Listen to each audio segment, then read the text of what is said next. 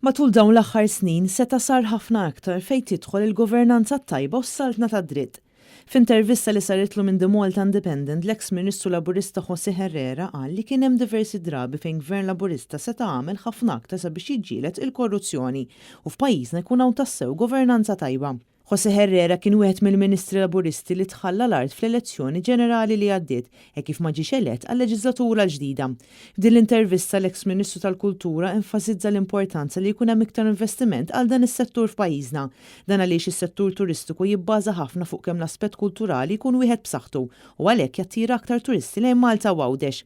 Fi kliemu stess huwa sostna li jkun l-ikbar diżastru jekk ma jkunx imħares il-patrimonju li għandna f'pajjiżna. Ma naqasx ukoll li José Herrera li jipprattika ta' avukat jitkellem dwar is-sistema ġudizzjarja ta' pajjiżna fejn saħaq li sabiex din tkun b'saħħitha għandha titnaqqas l-istennija ta' kemm idumu biex jinstemaw ċerti każi fil-qrati Maltin dan hekk kif ġieli jkun hemm każijiet li jdumu aktar minn 10 snin sakemm jinqataw.